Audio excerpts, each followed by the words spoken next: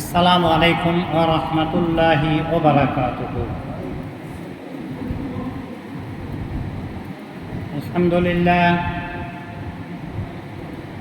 আলহামদুলিল্লাহ নাহমাদুহু ওয়া নাস্তাঈনুহু ওয়া নাস্তাগফিরুহু ওয়া নু'মিনু বিহি ওয়া নাতাওয়াক্কালু আলাইহি ওয়া নাউযু বিল্লাহি মিন শুরুরি আনফুসিনা ওয়া মিন সাইয়্যাতি আ'মালিনা। من يهده الله فلا مضل له ومن يضلل فلا هادي له. ونشهد أن لا إله إلا الله وحده لا شريك له ونشهد أن محمدا عبده ورسوله الذي أرسله بالحق بشيرا ونذيرا وداعيا إلى الله بإذنه وسراجا منيرا. وقد قال الله تعالى في كلامه المجيد الفرقان الحميد: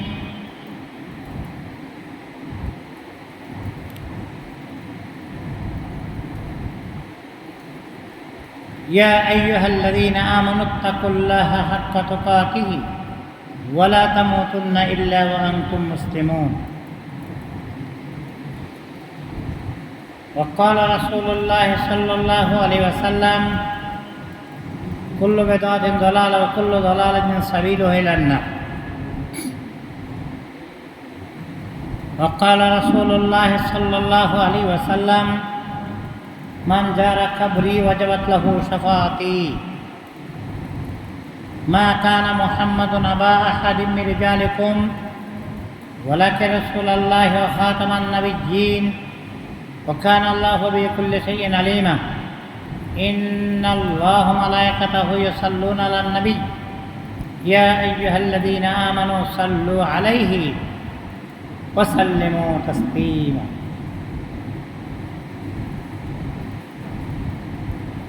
اللهم صل على سيدنا محمد النبي الأمي وآله وسلم تسليما.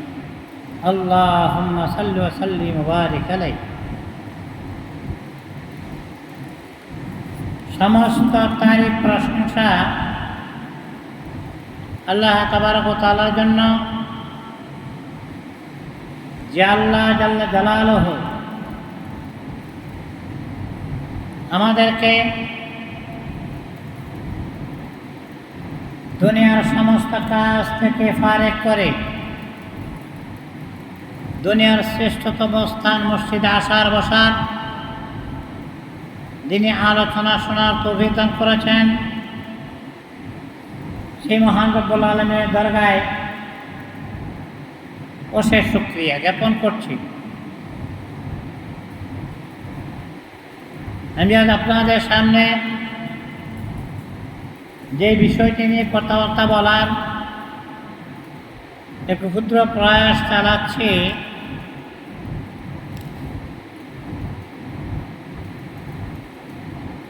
একটা হলো বেদাত, আরেকটা হলো মাজার পূজা নয়, জিয়ারত। মাজার পূজা নয়, জিয়ারত। তার প্রথমে আমি কবর জিয়ারত সম্পর্কে দু চারটি কথা বলতে চাই। মুসলিম জীবনে কবর জিয়ারত একটা গুরুত্বপূর্ণ ও বরকতময় আমল। প্রিয় নবী সরকার দু আলম জনাবে মুহাম্মদুর রাসূলুল্লাহ সাল্লাল্লাহু আলাইহি ওয়াসাল্লাম বহুবার জান্নাতুল বাকি সহ বিভিন্ন কবর জিয়ারত করেছেন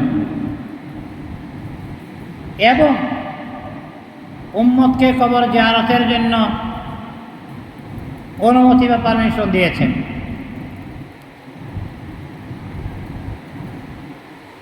প্রিয় নবী সাল্লাল্লাহু আলাইহি ওয়াসাল্লামের কোনো আমলকে তিরস্কার করার কোনো সুযোগ নাই, তিরস্কার করার কোনো রাস্তা নাই। যদি এরকম করে তাহলে কুফরি হয়ে যাবে। তবে জিয়ারতকালে কোনো শরীয়ত বিরোধী কোনো কাজ করলে বিধিসম্মত বা বিহাকে প্রতিহত করার ব্যবস্থা করতে হবে। কিন্তু মূল জায়েজ কাজকে ছেড়ে দেওয়া যাবে না। ধরেন মাথার চুল বড় হয়েছে, উকুনে মাথা ভরে গেছে, তাই বলে মাথা কেটে ফেলবে না, উকুন পরিষ্কার করবে, মাথা কাইটা নয় মাথা রাইখা, মাথা কাইটা নয় মাথা রাইখা। সেই জন্য মূল কাজকে ছেড়ে দিয়ে নয়, মূল কাজ জায়েজ কাজকে ছেড়ে দেওয়া যাবে না। যেমন কোনো কোনো মসজিদে মূর্তি বা ছবি থাকলে যেমন মসজিদে যাওয়া বন্ধ করা যাবে না, তেমনই কোনো কোনো মাজারে শরীয়ত বিরোধী কর্মকাণ্ড হলেও মাজার গিয়ে বন্ধ করা যাবে। উল্লেখ করা যেতে পারে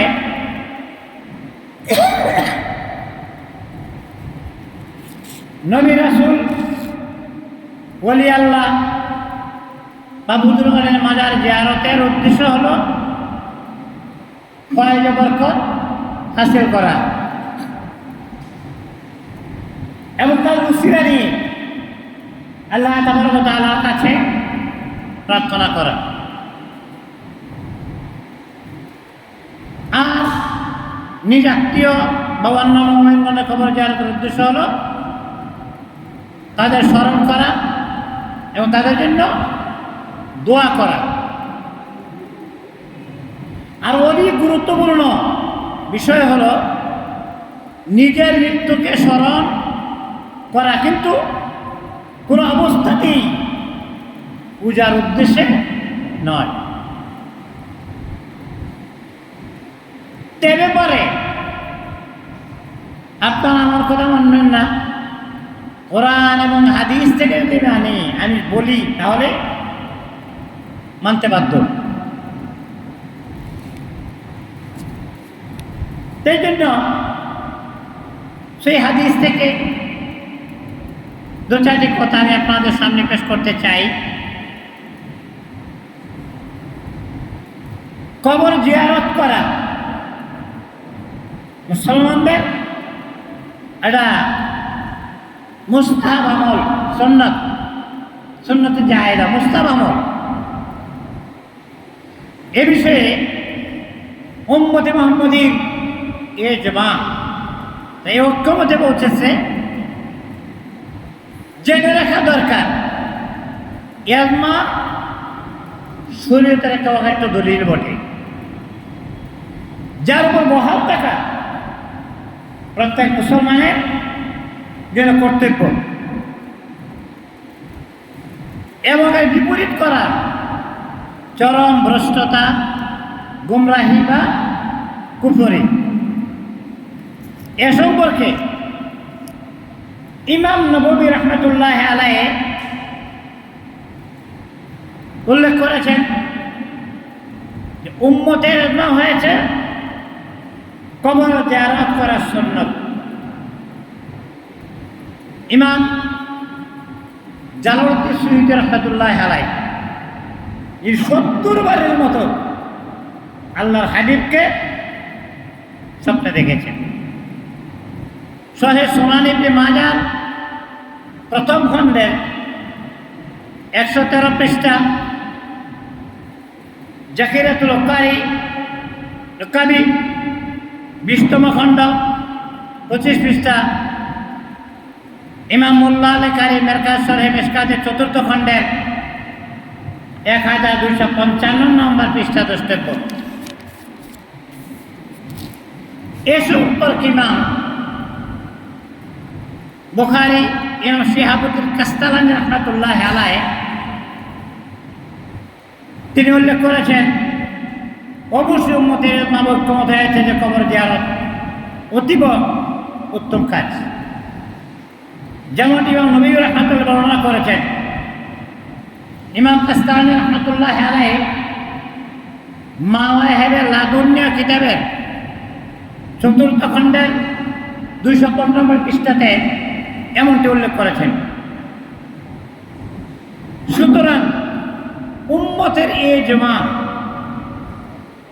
তাদের ঐক্যমত, মুসলমানদের কবরে জিয়ারত করা জায়েজ বটে এবং মুস্তাহাব পর্যায়ের সুন্নাত। যেহেতু ঐক্যমত হয়েছে, যেহেতু সম্পর্কের ইজমা সংঘটিত হয়েছে, সেহেতু এর বিরোধিতা করা করি, কারণ ইজমা উম্মত দলিল খাতি একটা দলিল বটে। তাহলে এ ব্যাপারে হাদিস শরীফে কবর জিয়ারতের কথা কি বলা হয়েছে? হাদিস শরীফের মধ্যে কবর জিয়ারতের ব্যাপারে কোনো দলিল আছে কি না? রাসূল সাল্লাল্লাহু আলাইহি ওয়াসাল্লামের জীবনী থেকে জীবন অনুসন্ধান করে দেখা যায় মুমিনের জীবনে কবর জিয়ারত একটা গুরুত্বপূর্ণ আমল। প্রিয় নবী সাল্লাল্লাহু আলাইহি ওয়াসাল্লাম এবং সাহাবায়ে কেরাম ওনারা কবর জিয়ারত করেছেন। যেমন সহিহ হাদিসে আসছে, সেই হাদিসে আসছে হযরত ইবনে বুরাইদা তার পিতা থেকে বর্ণনা করেন যে রাসূল সাল্লাল্লাহু আলাইহি ওয়াসাল্লাম বলছেন, ইতিপূর্বে আমি তোমাদেরকে কবর জিয়ারত করতে নিষেধ করেছিলাম, এখন থেকে তোমার কবর জিয়ারত করো। সুনান ইবনে জাদ হাদিস নাম্বার 1989, মুসনাদ আহমদ হাদিস নাম্বার 22958, সহিহ মুসলিম হাদিসের 2305, সুনানে আবু দাউদ 3235, মুসনাদে বাজ্জারের 4435। এরকমভাবে 25টার অধিক দেবের রেফারেন্স আপনাদের সামনে পেশ করে দিতে পারে। অন্য রিওয়ায়াতে আসছে আব্দুল্লাহ ইবনে মাসউদ রাদিয়াল্লাহু তাআলা আনহু সাহাবী, আল্লাহর হাবিব যাকে যার মনে বিশ্বস্ততা ছিল, যার নির্দ্বিধায় আব্দুল্লাহ আব্বাসের কথাকে মেনে নিতে পারি। এ ব্যাপারে বলা হয়েছে, নবী সাল্লাল্লাহু আলাইহি ওয়াসাল্লাম ইতিপূর্বে আমি তোমাদেরকে কবর জিয়ারত নিষেধ করেছিলাম এবং নিশ্চয়ই রাসূল সাল্লাল্লাহু আলাইহি ওয়াসাল্লাম মায়ের জিয়ারতের মাধ্যমে অন্তরে সে কষ্ট অনুভব করেছেন।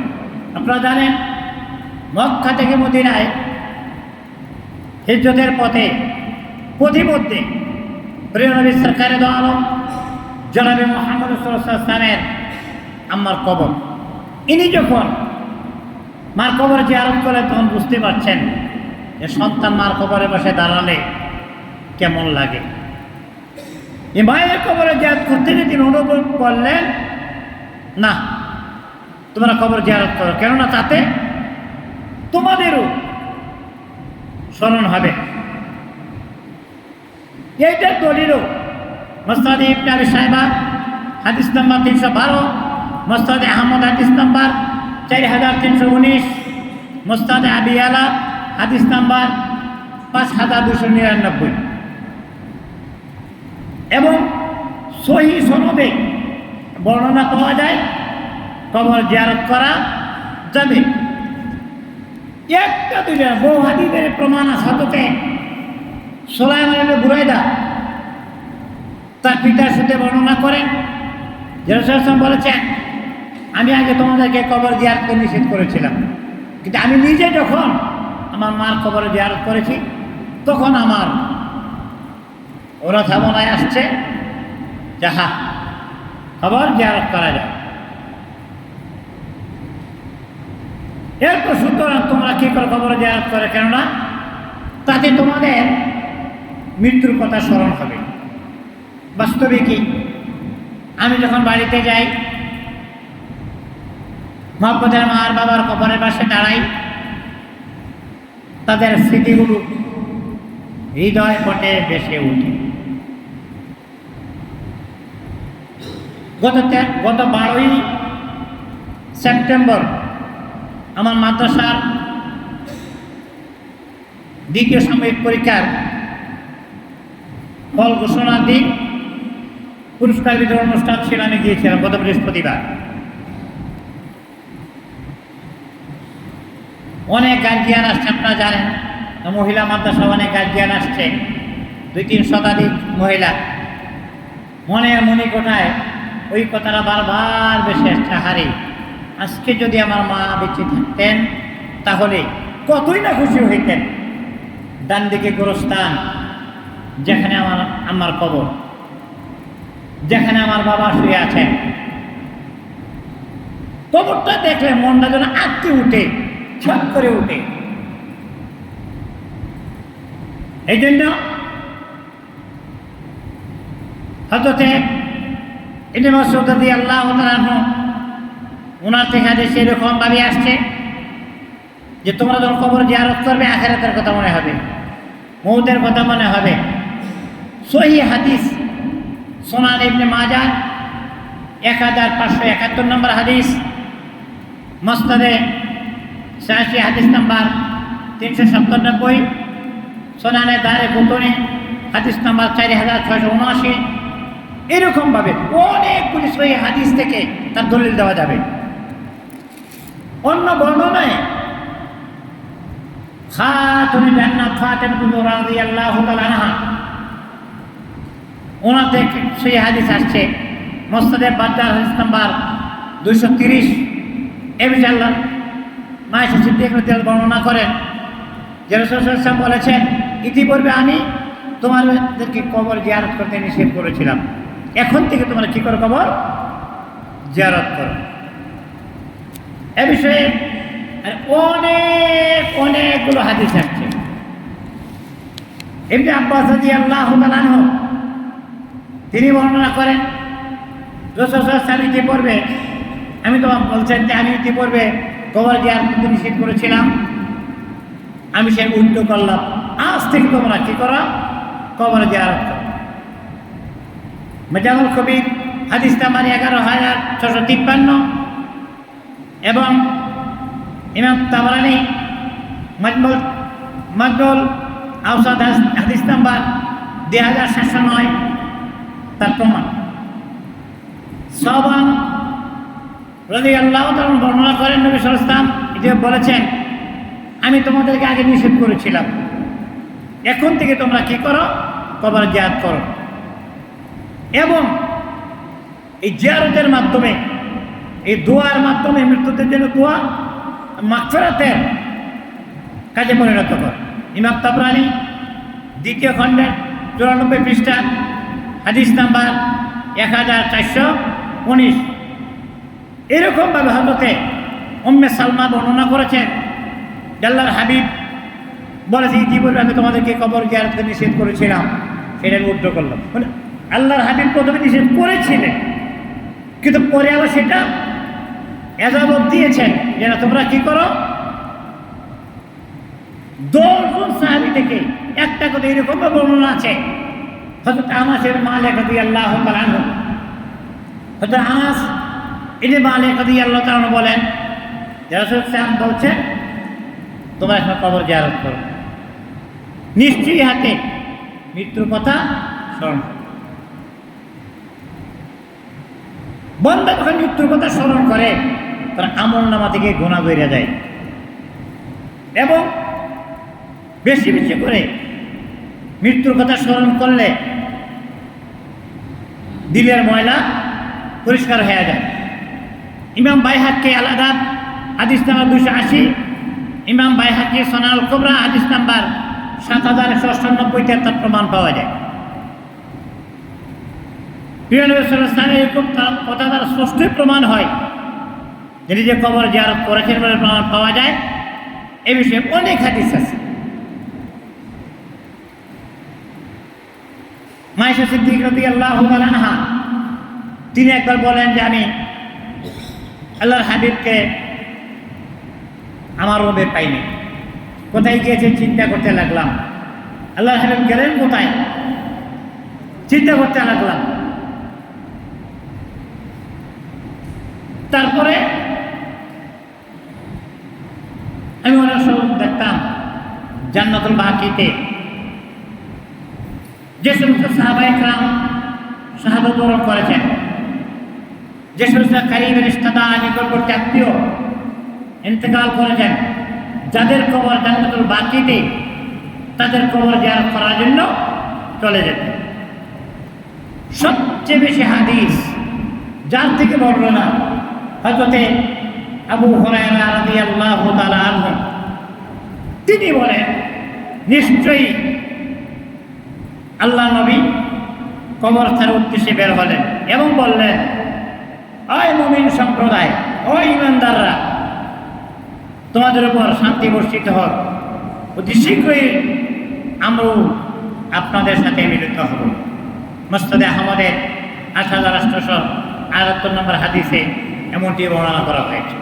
অর্থাৎ এতগুলি কথা বলার মাঝে আমি একটাই বলতে চেষ্টা করেছি, কবর জিয়ারত করা বিল ইত্তেফাক জায়েজ এবং সওয়াবের কাজ।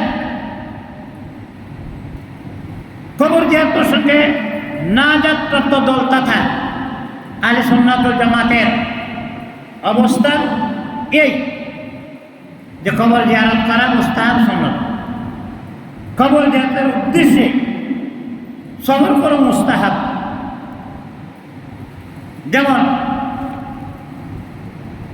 সুস্পষ্ট দলিল এরকমভাবে পাওয়া যায়, শাফি মাযহাবের সামান্য কিছু লোক তিনি মসজিদ ব্যতীত অন্য 3 জায়গায় মসজিদ ব্যতীত কত সবর করতে নিষেধ করেছেন। কি রাসূল সাল্লাল্লাহু আলাইহি ওয়াসাল্লাম এটা অনুমানের উপর এই কথাটা তো বলা হয়েছে যে না, ইমাম শাফি রাহমাতুল্লাহ আলাইহি এর কবর জিয়ারতের নিয়তে বের হওয়াটা এই নিষেধ করেছেন। নিশ্চয়ই আমি আবু হানিফা রাহমাতুল্লাহ দ্বারা বরকত হাসিল করি এবং তার কবরের কাছে যাই। অর্থাৎ যিনি কবর জিয়ারত করতে নিষেধ করেছেন তিনি ইমাম আযম আবু হানিফা রাহমাতুল্লাহ আলাইহি এর কবরের পাশে যাইয়া 350 খতম কোরআন শরীফ তেলাওয়াত করেছেন। দুনিয়ায় তিনি নিষেধ করেছিলেন, কিন্তু পরে দেখা গেল ইমাম আযম আবু হানিফা রাহমাতুল্লাহ আলাইহি ওনার কবরের পাশে যাইয়া কান্নাকাটি করেছেন, দোয়া করেছেন এবং 350 শতাধিক বার কোরআন শরীফ খতম করেছেন। এবং তিনি বলছেন, আমি আর তার বরকত হাসিল করি এবং তার কবরের পাশে যাই। শুধু তাই নয়, যখনই আমার কোনো সমস্যা দেখা দেয়, যখনই আমার কোনো সমস্যা দেখা দেয়, ওইটা সমাধানের জন্য আমি কবরের পাশে যাই এবং 2 রাকাত নামাজ আদায় করি এবং ইমাম আযমের কবরের পাশে যাইয়া আল্লাহ তাবারক ওয়া তাআলার কাছে প্রার্থনা করি, ফলে আমার হাজত দ্রুত পূরণ হয়ে যায়, সমাধান হয়ে যায়। ইবনে আমির ফাতওয়া সানির প্রথম খণ্ডে 149 পৃষ্ঠাতে এমনটি বলা হয়েছে। সনদ সহকারে খতিবে বাগদাদি তার তারিখের কিতাবে তিনি উল্লেখ করেছেন। অর্থাৎ বহু দলিল এরকমভাবে পাওয়া যায়। আলী ইবনে মাইমুন বা ইমাম শাফি রাহমাতুল্লাহ আলাইহিকে শুনেছি এই কথা বলতে। তিনি বলেন, আমি অবশ্যই ইমামে আযম আবু হানিফা রাহমাতুল্লাহ আলাইহি এর উসিলায় বরকত হাসিল করতাম এবং তার মাজার প্রতিদিন জিয়ারতের উদ্দেশ্যে যেতাম। তাদের মতো আমল, তাদের মতো এলেম বর্তমান যুগে কয়জনেরই বা আছে? কি সুন্দর কথা! আমার যখনই কোনো হাজত উদ্দেশ্য সামনে আসে, ইমাম আযমের কবরের পাশে যাই, 2 রাকাত নামাজ পড়ে এবং আল্লাহ তাবারক ওয়া তাআলার কাছে দোয়া করি, ফলে আমার হাজত বা চাহিদা দ্রুতই পূর্ণ হয়ে যেত। আর এই কথাটা খতিবে বাগদাদি তারিখে বাগদাদের প্রথম খণ্ডে 345 নম্বর পৃষ্ঠাতে উল্লেখ করেছেন এবং আহবারে আবি হানিফা ওয়া আসহাবিহি প্রথম খণ্ডের 94 পৃষ্ঠাতে এই কথাটা উল্লেখ করেছেন। তবে ইমামে আদম আবু হানিফা রাহমাতুল্লাহ আলাইহি এবং তার সাহাবাদের সকলে একই মত, কবর জিয়ারত করা, জিয়ারতের উদ্দেশ্যে সফর করবই মুস্তাহাব। যদি আমাদের মতে কিছু আছে স্বামী বা ঝাবের যারা কবর জিয়ারতের কথাটা পাশ কাটাই আছে। আসলে বর্তমান পরিস্থিতির কথা, ইতিমধ্যে ফেসবুক খুললে দেখা যায়, পেপার পত্রিকাতে দেখা যায়, ঘোষণা দিয়ে মাজার ভাঙ্গ, ঘোষণা দিয়ে মাজার ভাঙ্গ। মাজার ভাঙবা কেন? কেন মাজার ভাঙবা? মাজারে যদি অনৈতিক কর্মকাণ্ড হইতে দেখো, মাজারে যদি অনৈতিক কর্মকাণ্ড হইতে দেখো, তাহলে তা দূর করার চেষ্টা করো। ইন্না আউলিয়া আল্লাহ লা খাউফুন আলাইহিম ওয়ালা হুম ইয়াহজানুন, নিশ্চয়ই যারা আল্লাহর ওলি তাদের ভয় নাই, দ্বিধা নাই, সংশয় নাই, সন্দেহ নাই, তা আল্লাহ নাজাত প্রাপ্ত। শাহাদ আলী আহমেদ মুজাহিদ রাহমাতুল্লাহ আলাইহি এরকম বহু আউলিয়া কেরামের মাজার বাংলার জন্য আমি মনে করি এই জিনিসটা একটা অন্য কিছু তৈরি করবার একটা পায়তারা ছাড়া কিছুই নেই। যদি মাজারে গাঁজা হয়, গাঁজা খাওয়া সেবন করা হয়, মেয়ে পুরুষ নাচানাচি হয়, কঠোর হস্তে সেটা দমন করো। হ্যাঁ, এমন কিছু কর্মকাণ্ড অনেক মাজারে হইতে দেখি। আমি তখন কুমরাদি দারুল উলুমের ছাত্র, খড়গপুর সৈয়দ কাল্লা শাহ মাজার, এশার নামাজের পরে মাইক হাতে লইয়া জিকির করিতেছি ঘোষালিত হইয়া। এশার নামাজের পরে মাইক হাতের জিকির করতেছিলাম। এলাহির মক্কর ভাই কে বুঝিতে পারে, সুযোগ পেয়ে তোরা ভাই 18 টাকা হরে ওটা জিকির করতেছিলাম। এই মতো অবস্থায় আমার পকেটে 18 টাকা ছিল, কোন সময় নিয়ে গেছে, কোন সময় জানি টাকাটা নিয়ে গেছে। মসজিদে শুধু মুসল্লি আসে, জুতা চোরও তো আসে, তাই বলে তো মসজিদ ভেঙে ফেলেন না। মসজিদে শুধু মুসল্লি আসে না, জুতা চোরও তো আসে। আমার পরম শ্রদ্ধা ওয়াজের উস্তাদ হযরতুল আল্লাহ জনাব হযরত মাওলানা শফিউদ্দিন সাহেব মাদ্দাতিল্লাহুল আলী দৌলতকান্দি স্টেশন থেকে উত্তর দিকে একটা প্রোগ্রাম ছিল। মসজিদ থেকে বেরিয়ে দেখেন জুতা নাই। তো অনেকে বলতে যে জুতা নিচে ভুল করে নিছে, এক জোড়া লইয়া যান।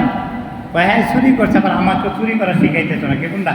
আমি কার জুতা নিব, আমি কার জুতা নিব? খালি পায়ে তিনি চললেন। তো মসজিদে জুতা চোর আসে, জুতা চুরি আসে উদ্দেশ্যে, জুতা চুরি করা, নামাজ পড়ার উদ্দেশ্য না। মসজিদে নামাজ পড়ার সময় পকেট থেকে মোবাইল নিয়ে গেছে, চুরি করে। তাই বলে তো মসজিদ ভাঙেন না, চোরের সন্ধান করেন। হ্যাঁ, যে সমস্ত মাজারে মদ, যে সমস্ত মাজারে গাঁজা, মেয়ে লোক পোষালোক নাচানাচি করে কঠোর হস্তে সেইটা দমন করতে চেষ্টা করেন। যেমন বলছি, মসজিদ ভাঙ্গার জন্য ভাঙেন না, শুধু তাই নয়, মাথার চুল বড় হয়েছে, মাথায় উকুন হয়েছে, মাথার চুল বড় হলে উকুন হয়, এই থাকে। তাই বলে দেখতে হলো উকুনের জন্য মাথা কেটে ফেলায় না, উকুনের জন্য মাথা কেটে ফেলায় না, উকুন দূর করে। যদি কোনো মাজারে শরীয়ত বিরোধী কর্মকাণ্ড হতে আমরা দেখি, বেদাতি কর্মকাণ্ড হতে দেখি, তাহলে কঠোর হস্তে দমন করার জন্য চেষ্টা করা দরকার। বেদাতি কর্মকাণ্ড যেখানে হয় কঠোর হস্তে দমন করার জন্য চেষ্টা করা দরকার। আল্লাহর হাবিবের স্পষ্ট ঘোষণা, কুল্লু বেদাতুন দালালা ও কুল্লু দালালাতিন সাবিলু হইলেন না। প্রত্যেক বেদাতি গুমরাহি, প্রত্যেক গুমরাহি পথভ্রষ্টতা। আয়েশা সিদ্দিকা রাদিয়াল্লাহু তাআলা আনহা তিনি বলেন যে বেদাতিকে সম্মান করে সে ইসলাম ধ্বংসকরণের সহায়তা করে। যে বেদাতিকে ইজ্জত দেয়, সম্মান দেয়, সে ইসলাম ধ্বংসকরণে সহায়তা করে। এই জন্য হযরত আনাসের মালিক রাদিয়াল্লাহু তাআলা বর্ণনা করেন, রাসূল সাল্লাল্লাহু আলাইহি ওয়াসাল্লাম বলতে, যে ব্যক্তি বাতিল মনে করে মিথ্যা বেদাত পরিহার করে তার জন্য জান্নাতের এক প্রান্তে একটি প্রাসাদ তৈরি করা হয়। আর যে ব্যক্তি যুক্তিসঙ্গত দেখেও এই বেদাত পরিহার করে তার জন্য সুন্নতের মাঝখানে একটা রাজপ্রাসাদ তৈরি করা হয়। আর যে ব্যক্তি তার চরিত্রকে সৌন্দর্যমণ্ডিত করে তার জান্নাতের সর্বোচ্চ শিখরে একটি রাজপ্রাসাদ তৈরি করে দেয়। অর্থাৎ বেদাত, হ্যাঁ আমরা পড়েছি কিতাবে বেদাত দুটি প্রকার হচ্ছে হে বেদাতে সাইয়্যা, বেদাতে হাসানা। বেদাত দুই প্রকার, বেদাতে সাইয়্যা, বেদাতে হাসানা। বেদাতে সাইয়্যা পরিত্যাজ্য, বেদাতে সাইয়্যা পরিত্যাজ্য, বেদাতে হাসানা গ্রহণ করা যায়। আবু হুরায়রা রাদিয়াল্লাহু তাআলা আনহু জালিলুল কদর সাহাবী, মিশকাতুল মাসাবিহ 30 নম্বর পৃষ্ঠার 176 নম্বর হাদিস উল্লেখ করা হয়েছে। রাসূল সাল্লাল্লাহু আলাইহি ওয়াসাল্লাম বলেন, আমার উম্মতের ফিতনা ফাসাদের যুগে যে ব্যক্তি একটা সুন্নতকে আঁকড়ে ধরে রাখে সে 100 শহীদের সওয়াব পাবে। মান তামাসসাকা বিসুন্নতি ইনদা ফাসাদি উম্মতি ফালাহু আজরু মিয়াতি শাহীদ, 100 শহীদের সওয়াব পাবে। তাহলে বেদাত যদি কোথাও হইতে দেখি, নেকি বুরবান আখর নেকি কা কাম হ্যাঁ, বুদ্ধি বুরবান আখর বুদ্ধি কা কাম হ্যাঁ। নেক কাজের দিকে আগাই দেওয়া নেক কাজ করার মতো, বদ কাজের দিকে আগাই দেওয়া বদ কাজ করার মতো। অতএব আল্লাহর হাবিব বলছেন, হযরত হুযায়ফা রাদিয়াল্লাহু তাআলা আনহু মাজমুউল জাওয়ায়েদের প্রথম খণ্ডের 418 নম্বর পৃষ্ঠার 18 নম্বর হাদিসে এমনটি আসছে, এবং 802 নম্বর হাদিসে এইটাই বলা হয়েছে। হুযায়ফা ইবনে ইয়ামান রাদিয়াল্লাহু তাআলা বর্ণনা করেন যে রাসূল সাল্লাল্লাহু আলাইহি ওয়াসাল্লাম বলেন যে তোমাদের উপর এমন একটি যুগ আসবে যে যুগে 3টা বস্তুর চেয়ে দামি কোনো বস্তু থাকবে না। 3টা বস্তুর চেয়ে দামি আর কোনো বস্তু থাকবে না। 1, হালাল অর্থ। হালাল অর্থ সংগ্রহ করা কঠিন কঠিন কঠিন। 2, আশ্রয়দাতা ভাই, আশ্রয়দাতা ভাই। 3, আমলযোগ্য সুন্নতের আমল, আমলযোগ্য সুন্নতের আমল থাকতে হবে। এই 3টা কঠিন পাওয়া মুশকিল হয়ে যাবে। এই জন্য বেদাতের ভয়াবহতা অনেক অনেক। হযরত জুন্নুন মিসরি হতে তিনি বলেন, আল্লাহকে মহব্বত করার আলামত হচ্ছে রাসূল সাল্লাল্লাহু আলাইহি ওয়াসাল্লামের আদর্শ এবং তার আমল, তার হুকুম, তার সুন্নতের অনুসরণ করা। অতএব আবারও পিছনে কথাটাই বলতে চাই, মাজার ভাঙা না, মাজার ভাঙা নয়। যদি মাজারে কোনো ইসলাম বহির্ভূত কোনো কাজ আমল করতে দেখা যায়, সেটা প্রতিহত করা দরকার। আল্লাহ হাবিব মক্কা থেকে মদিনায় হিজরত করলেন, মক্কা থেকে মদিনায় হিজরত করলেন। খানায়ে কাবাতে পুতুল ছিল না, মূর্তি ছিল না, অবশ্যই ছিল। মদিনা থেকে যখন 8ম হিজরিতে মক্কা বিজয় হলো, আল্লাহর হাবিব মাতৃভূমিটা ঘুরে ঘুরে দেখছেন। ওই সময় ওই সময় খানা খাবার ভিতরে মুক্তি ছিল। আল্লাহর হাবিব এক একটার মাথাতে এক একটা আঘাত করেছেন, বলতে বলতে আল হক যাকাল বাতিল ইন্নাল বাতিলা কানা যাহুকা। আল্লাহ তাবারক ওয়া তাআলা বড় দায়িত্ব উম্মতে মুহাম্মদের উপর, আমর বিল মারুফ ওয়া নাহি আনিল মুনকার, নেক কাজ এর আহ্বান, নেক কাজের দিকে ধাবিত করা, নেক কাজের দিকে উৎসাহিত করা, আর বদ কাজ থেকে বাধা দেয়। আল্লাহ তাবারক ওয়া তাআলা আমাকে আমাদের সকলকে যে সমস্ত হাদিস আপনাদের সামনে বলা হলো তৎপতি আমল করবার তৌফিক আমাকে আমাদের সকলকে করার তৌফিক এনায়েত করুন। আমা তৌফিক ইল্লা বিল্লাহ। আসসালামু আলাইকুম ওয়া রাহমাতুল্লাহি ওয়া বারাকাতুহু।